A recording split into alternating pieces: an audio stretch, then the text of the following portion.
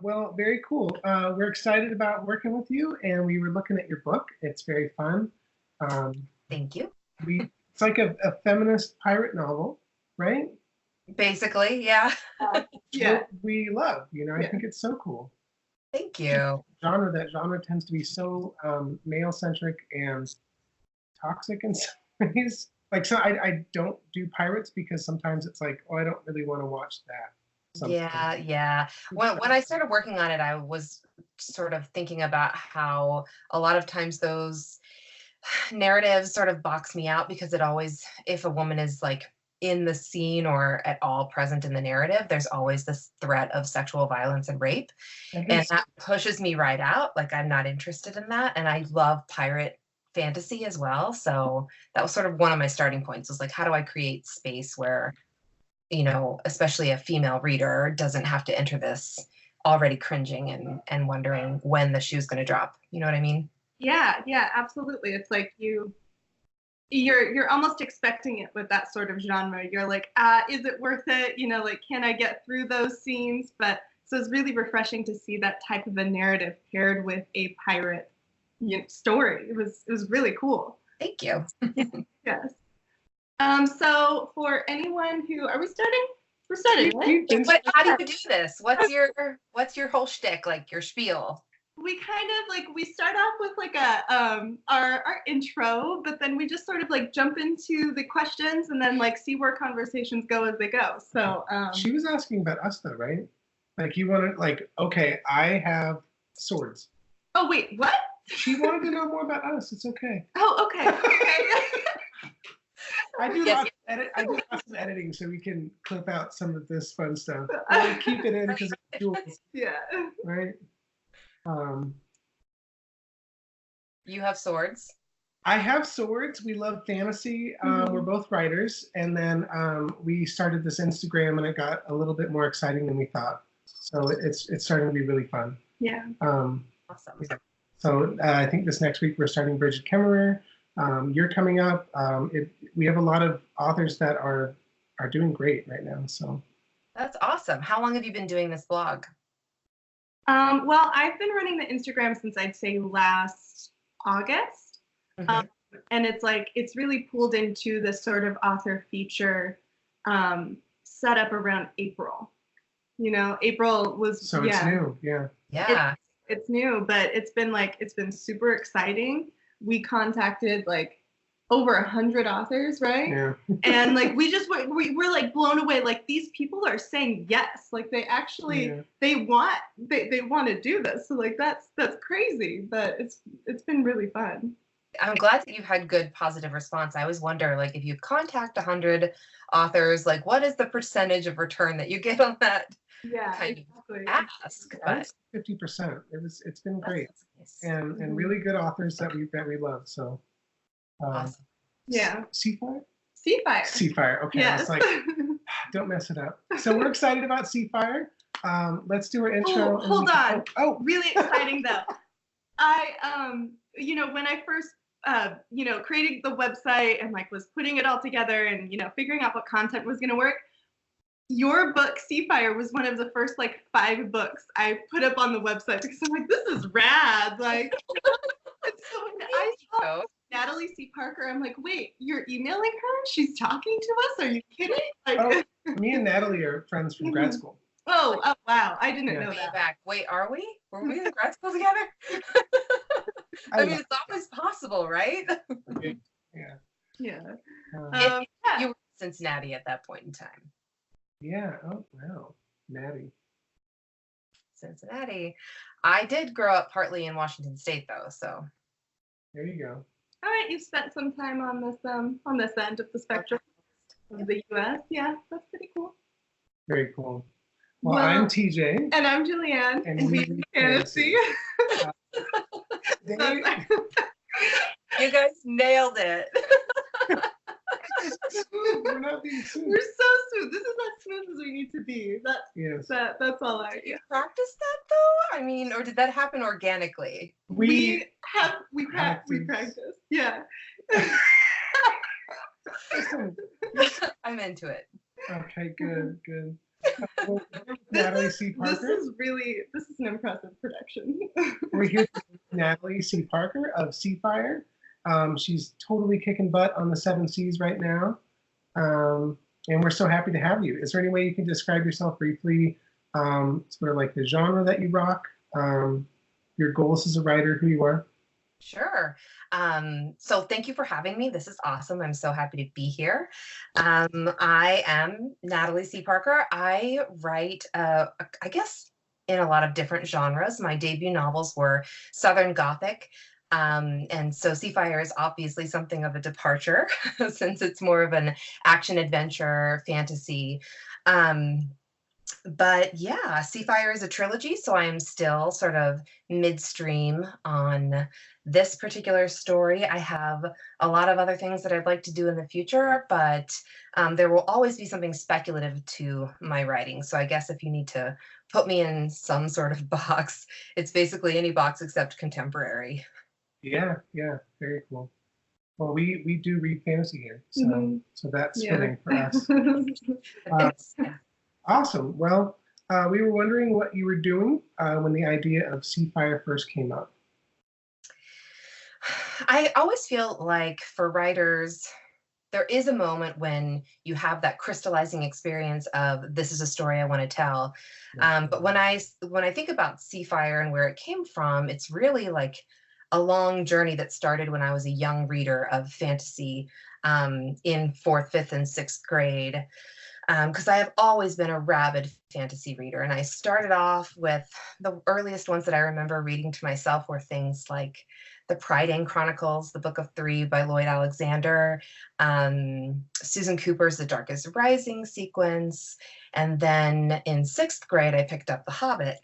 And I read it, and I was very into the action and the fantasy of it, but at the end I was so mad and I put it down and I said, Mom, do you know how many girls were in this book? 1, and she was a spider.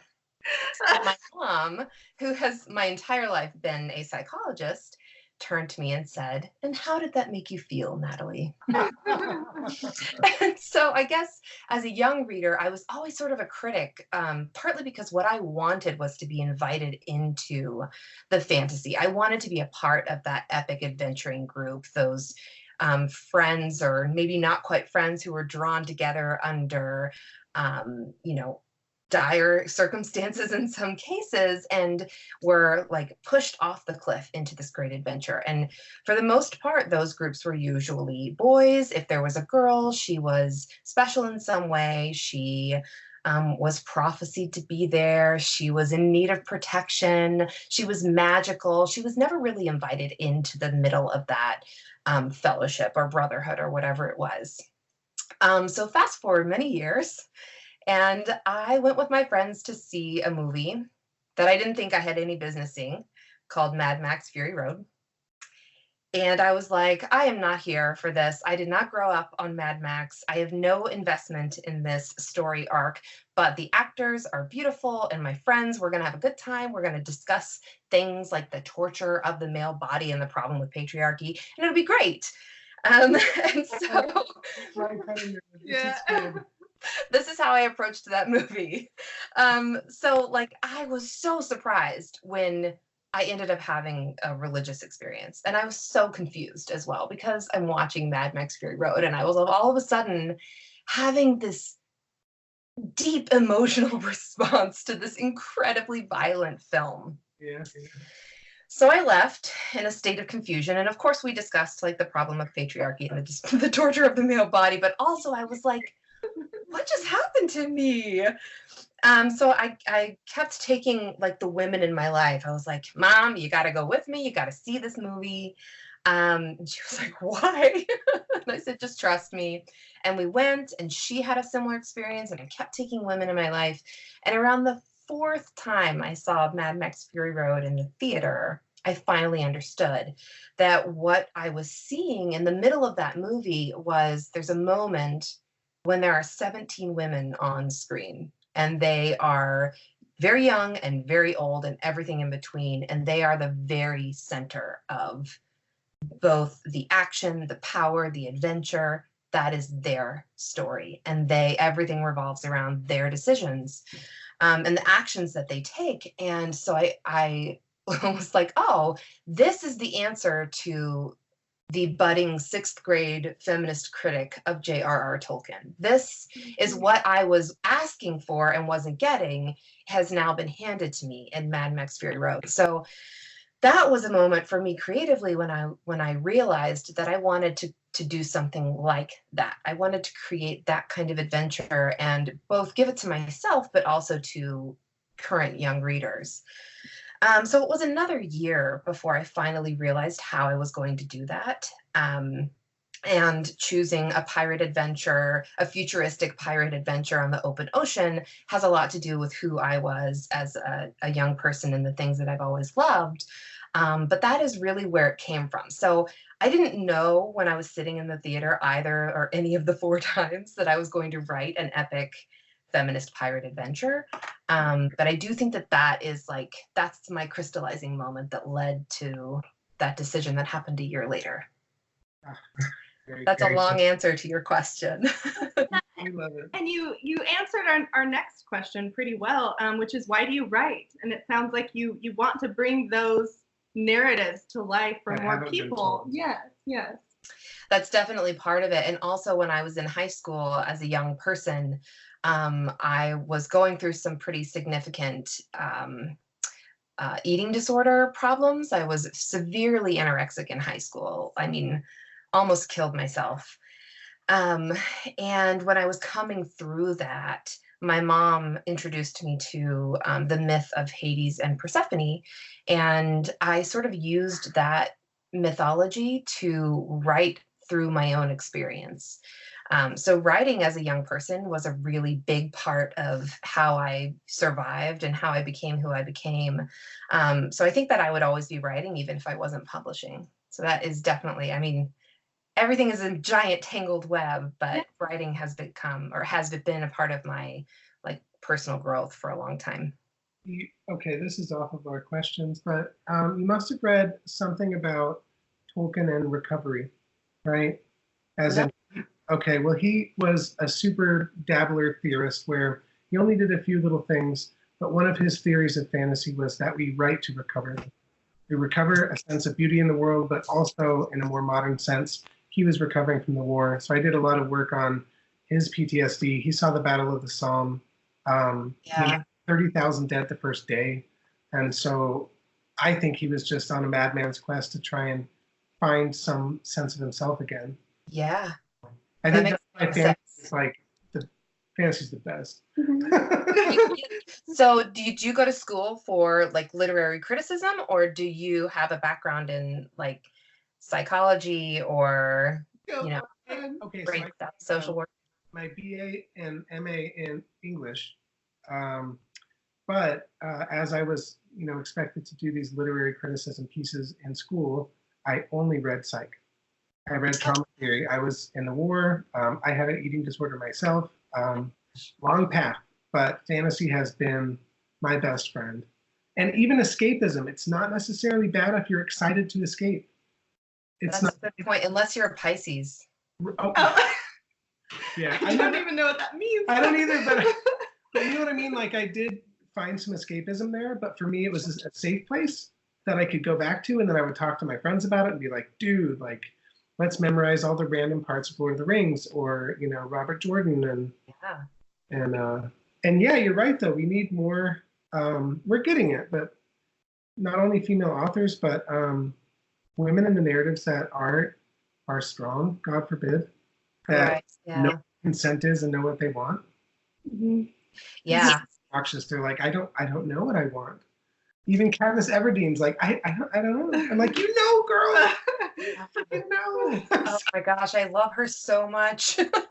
She's so but strong. Also every way but how she feels emotionally. But it was a time of battle. Yeah. It wasn't. Yeah, I get it. It's just all we're saying is there are tropes that show up in fantasy books that we have noticed that show up often enough to it's like, okay, we need to start thinking about this differently. We need to start putting it like looking at it from a different perspective and presenting it in a way that's a little bit more realistic. Yeah. You know? Yeah. Yeah.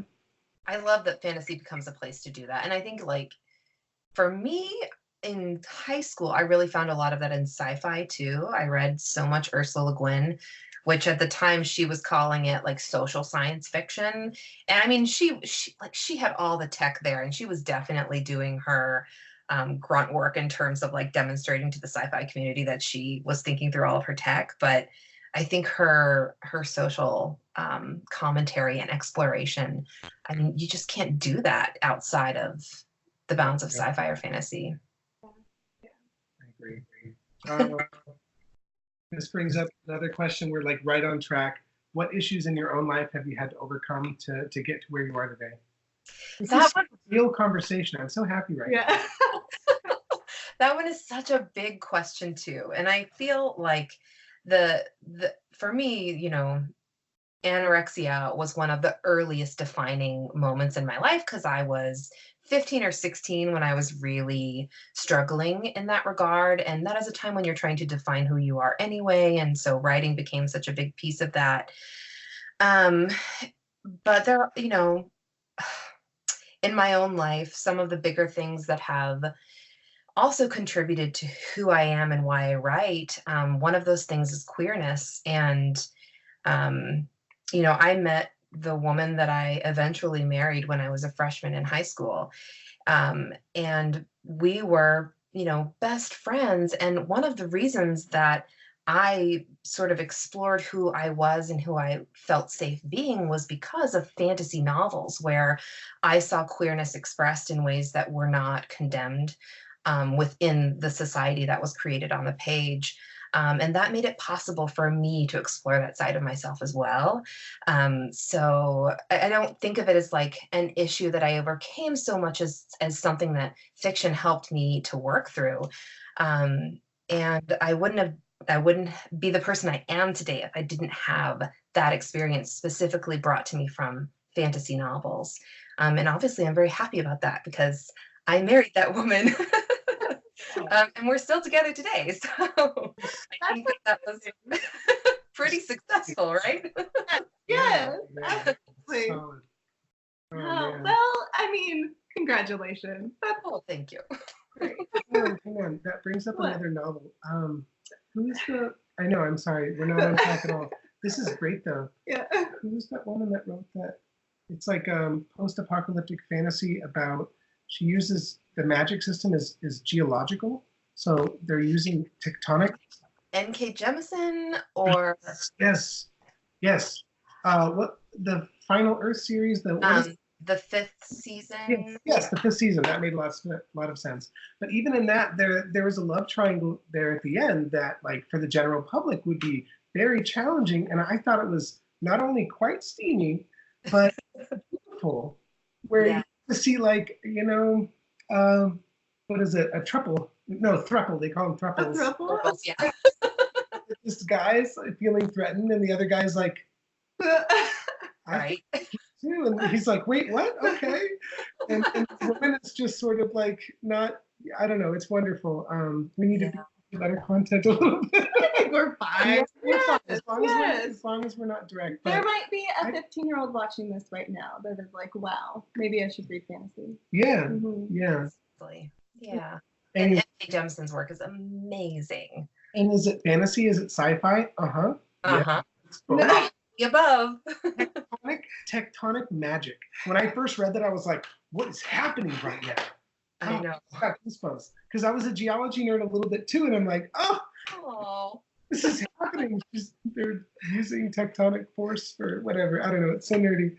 It's so beautiful. And we get to meet her at BookCon. She's going to be there. You're going to be at BookCon? Oh, I'm not this year, but if Nora is going, she is fantastic. I've met her once and I loved every minute of it. I'm hoping she's going to be impressed by me saying tectonic magic system or something. I was hoping she'd think I was cool for getting that. But There you go. we'll see. You hold on to the dream. Exactly. Yeah, that's what matters. Yeah. Moving forward, what is your most unpopular opinion? I've been giving this a lot of thought. It's a big one. I feel like it's a big deal. It really is. I'm going to go with the only thing porgs are good for is eating. Works. Porgs. Porgs? From Star Wars, porgs. I'm not okay. Listen, so I love Star Wars, but I haven't gotten that deep. I've read the first couple books, and that's it. So And porgs were introduced in the new movies. oh yeah, They're the little like The little things. They look like little like minions of Star Wars land or something like that, essentially. yes. they were cute Yeah. too, but the new Star Wars aren't that great, right? I don't know. I didn't love them as much. I'm enjoying them. I really enjoy the Fun. Trinity, our new Trinity of Finn, Rey, and Poe. I adore them. Oh no, Yeah. I agree, but the bad guy who's like, oh, I should Kylo Ren. Yeah, I know. I'm so angry, and I'm like, I don't hear him at all. He's pretty emo. He's so. He is. Yeah. He's very angsty. And I think that's what people have. Vader killed people when he was mad, and he's like, "I'm gonna destroy machinery," and then Yeah. he's done it a couple times where he like breaks machines, and I'm like, "This is not working for you, bro." I've been in the Emperor's basement, living down there. I got a band, you know, and I'm so You know, right now. I brought you my unpopular opinion, but I think you're expressing one now too. Yes. You brought it out of him. You did. You're right. There Mhm. you go. Apologize. I don't think you should ever apologize for your unpopular opinions. That's a good point. Mhm. As long as it's well qualified. As Yes. I don't know everything about the Star Wars universe. That's not even close. I know quite a bit, and porgs are only good for eating. They probably taste great. That's what I think too. Yeah, so tender. Yeah. So tender. If you could be a character from a story you've written or read, what would it be?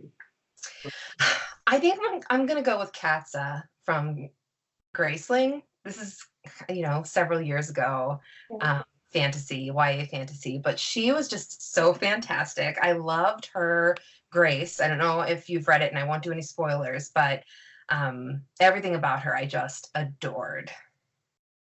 Very cool. That's really She cool. was good at anything. She could pick up a sword and just like figure it out on an instinctual level. And the same for like any weapon, but like she could also do the same with dancing. It's just like it was so amazing. I loved the conceit. It was very cool. Yeah, that's fun. Very cool. And favorite supernatural magical creature. Favorite supernatural or magical creature and why? We know it's not porgs. No. Give us your favorite. It's not porgs. That could be. But what is it? It's not porgs. Porgs. Dot. As a kid, I was always obsessed with Pegasi.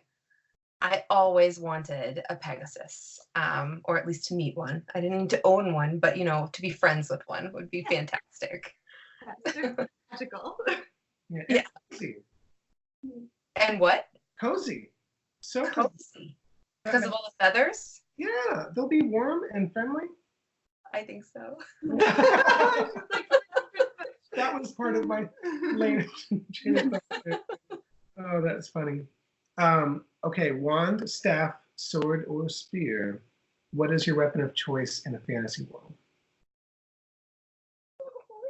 Oh. It's hard, right?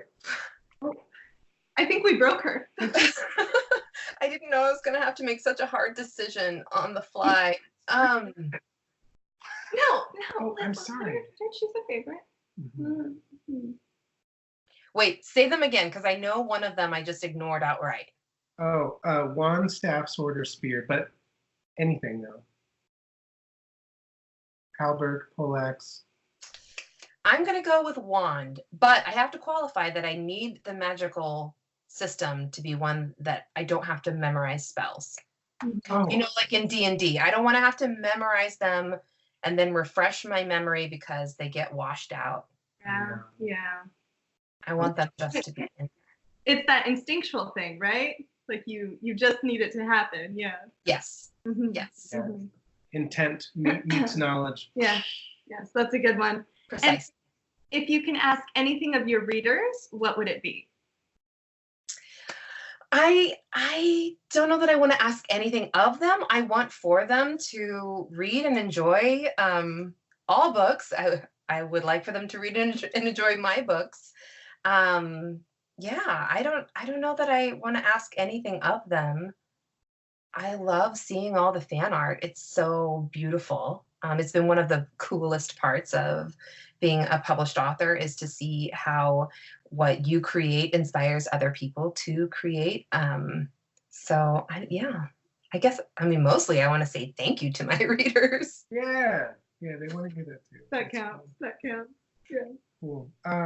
What setting do you like to write about most in the fantasy world? So you did Seafire in an aquatic ocean setting, but is there a place you'd like to go even more?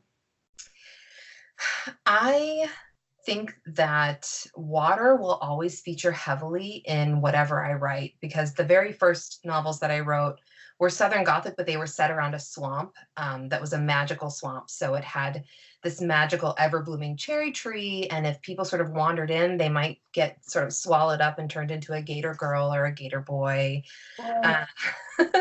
And then, of course, I moved into Seafire, where like it's predominantly on the ocean. So no, I think that water will continue to feature heavily in any of my fantasy worlds and certainly any of my real world settings.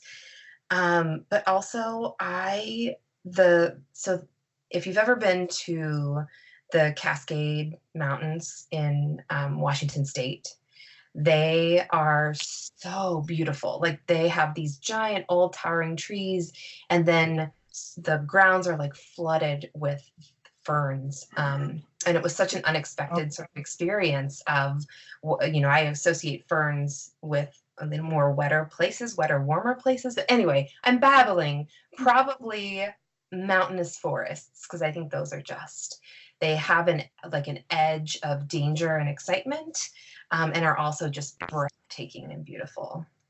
I love it. I love it. And I know this one is always one of the harder questions, but what character in any of your books is your favorite? Again, no spoilers, but in Seafire, I adore Redtooth. All right. All right. That's what readers have to look forward to now. We can figure out. We want like an 8 spoiler. Why? What sort of personality? Just. Ooh. No spoilers. Given. Power drop. Bam. She says no way. Yeah. No spoilers. I respect the boundaries. That's fair. All right. That's it. I think that's it. We killed it. Mm-hmm. We did Mad Max. We did Star Wars. Porgies. Porgs. I'm gonna send you one in the mail. You're just gonna get a porg. I had time with Mark Hamill too. He's not a great actor. Mark Hamill? What? He's the Skywalker, Luke Skywalker. Do you love him? Oh, Mark Hamill. Oh, I can't get anything right. He went to my high school. Our followers are going to fall through the floor. You know what? You have just firmly established yourself as not a Star Wars fan in the course of this interview. That's okay. I've spent hours pretending I had lightsabers, and I always wish they would fly. Like if you can levitate jump, why wouldn't they just do that? They could have gone a little crazier, I thought, with some of that. But that seems pretty true. I agree with you. Like Yoda did it with his little chair.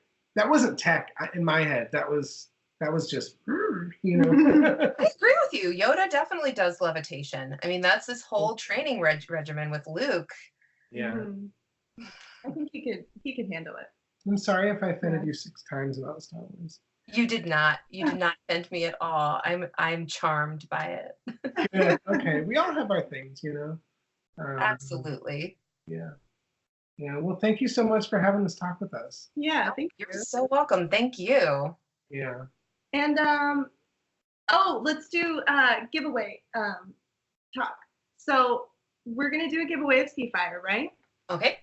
Yes. Is that cool? That was the plan, right? Yes. Okay. Are you okay with international? What kind of format are you willing to give out? What kind of, what are you comfortable with? We will do a paperback because it'll have the new Yeah. The new cover, right? cover will be on the paperback, but we'll do US only. US That's only, fine. that's fine. Yeah. I love these covers. I think they did. They're so cool. They look so good. Do you see this? Oh, They're so beautiful. I love it. Yes. I love it. Actually, we can do. Let's just do an arc of Steel Tide as well. So we'll do a paperback and an arc, and that'll make it more, people will understand.